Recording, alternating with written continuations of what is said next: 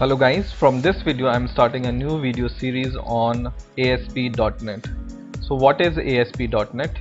ASP.NET is a server-side web application framework which was developed by Microsoft and which allows the programmer to make a dynamic website, web services or web application.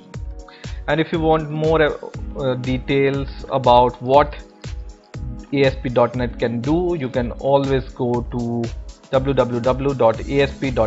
Here you can find lots of information about ASP.NET. Now for developing ASP.NET, you definitely want a tool on which you can develop your ASP.NET framework or application. So we use Visual Studio for developing our C# or .NET based application, which is also from Microsoft. And Visual Studio in itself is an expensive IDE. IDE stands for Integrated Development Environment, but they also provide the free version of Visual Studio with the name of Visual Studio Express. So when you write in your search engine or on your browser Visual Studio Express, the first link you will see here is Visual Studio Express, and when you go inside that, you will be able to download the free edition of Visual Studio.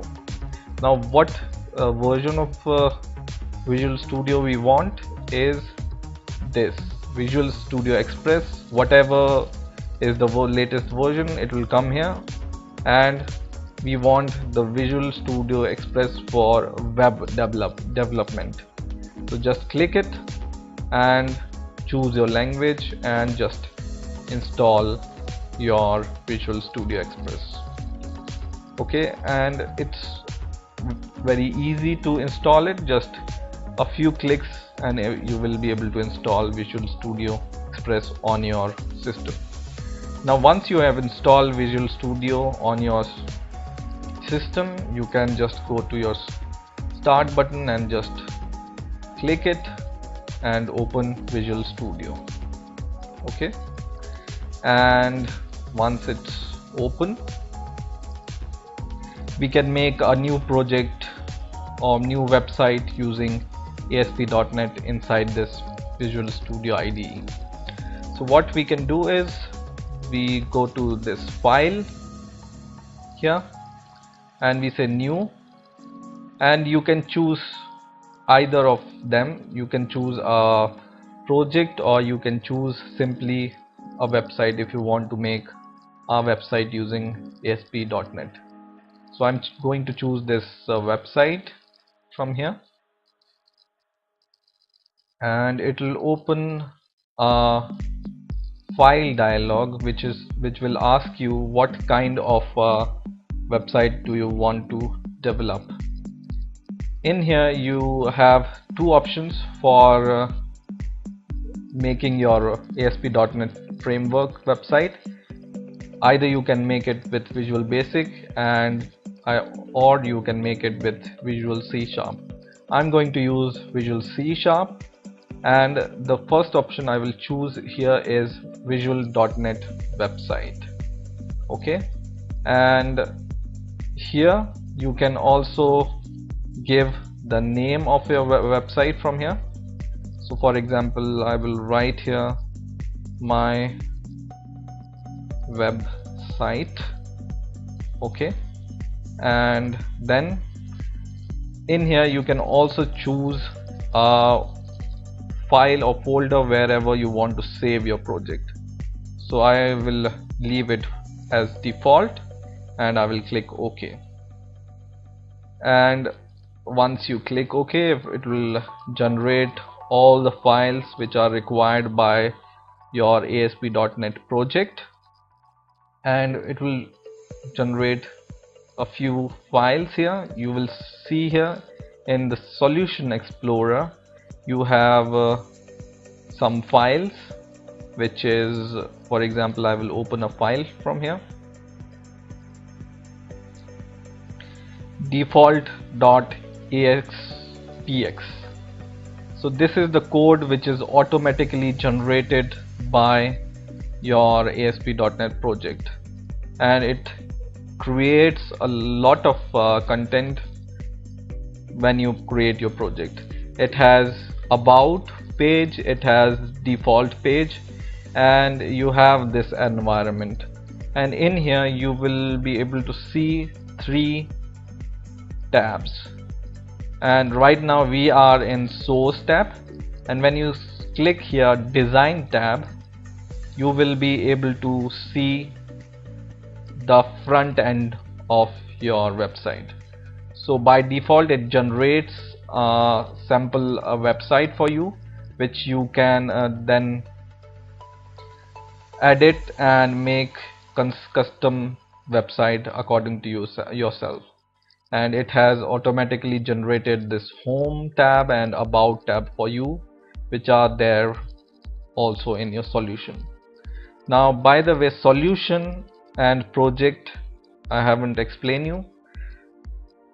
A solution is a system in which you can create number of projects. So a solution is basically a container for projects. In solution you can make different project, and the project is your actual project which you have made. Okay, and the solution have the extension. When you right click your solution and you go to open folders in Windows Explorer, you see your solution is here and it has some extension. So your solution has extension. For example, I will right click and go to the property, and my solution has extension .sln. Okay, and when you have this solution, you can also have this project, and this project has the extension. When you right click and go to open in Solution Explorer, you have the project here also, full project. Okay, now I have explained you what is this design, this source, and you can also see both of them at the same time, your source code and your design view. When you click the split, it will show you the source code and whatever is the outcome of your source code in the form of design, you will be able to see him.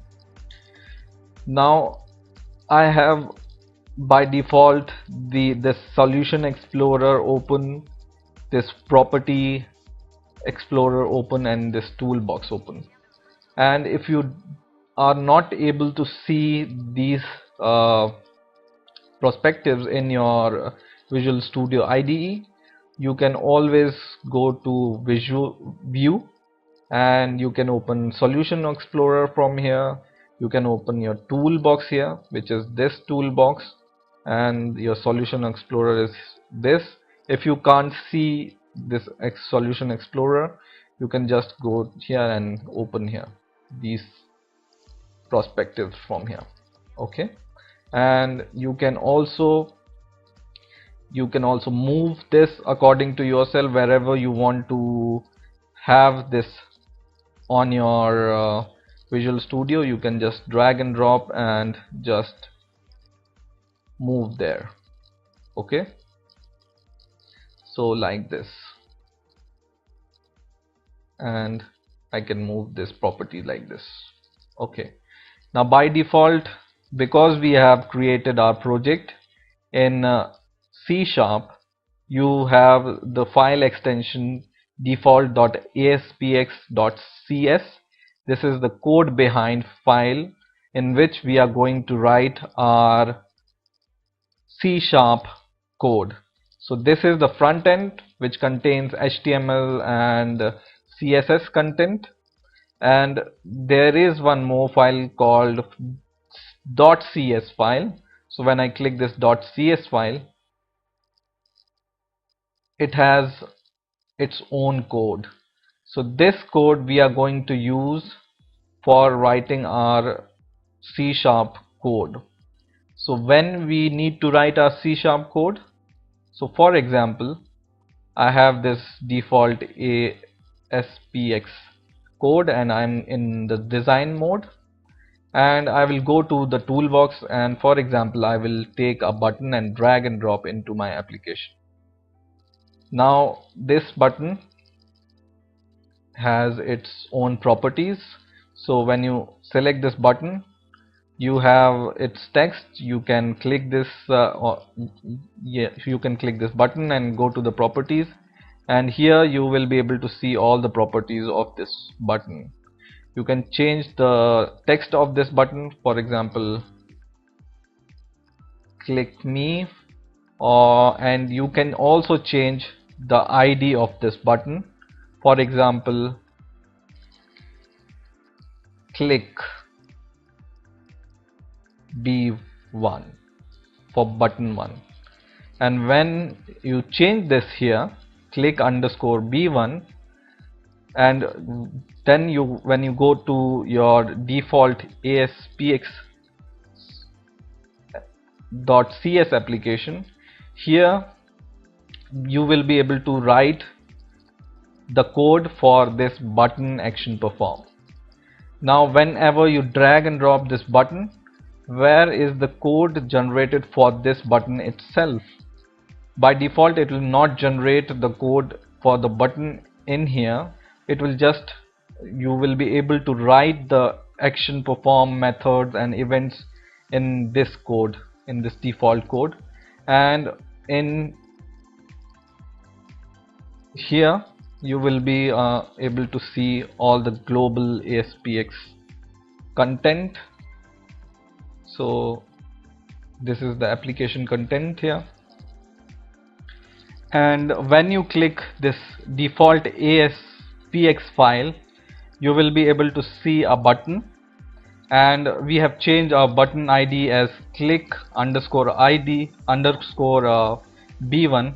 I beg your pardon, and this is the text we have changed for our button. So this will come here. It will generate the ID for the button, and it will generate the text for the button, as we have changed the button properties from our property explorer. Okay, so this is done, and it will by default also generate a site.css file, which is a style file, cascaded style sheet. The full form of CSS is cascaded style sheet, which is a styling code for your website, and it will also generate some of the JavaScript and jQuery stuff, which we will see in detail in the later videos, and it has some HTML tags. So by default it will generate a lot of code if you have if you create your project. And now for example, when we run our program as it is, we haven't changed anything to our code apart from changing the button name and dragging and dropping the button. And I will click OK, and it will show the solution, or it will run your solution in your default browser. So for example, Google Chrome is your default browser. It will run your application. This is a project we have created, and it has home window, which is this, and this is the button we have created here, click me. It's not doing anything because we haven't provided any functionality to it, and it has this about tab, and it also have by default this login, but we will provide more functionality to our project in the later videos. So this was the project it has generated for you, and for now I think this is all, and in the next video I will show you how to add some more functionality to your site, how to make a dynamic web pages and all the other things. So I hope you have enjoyed this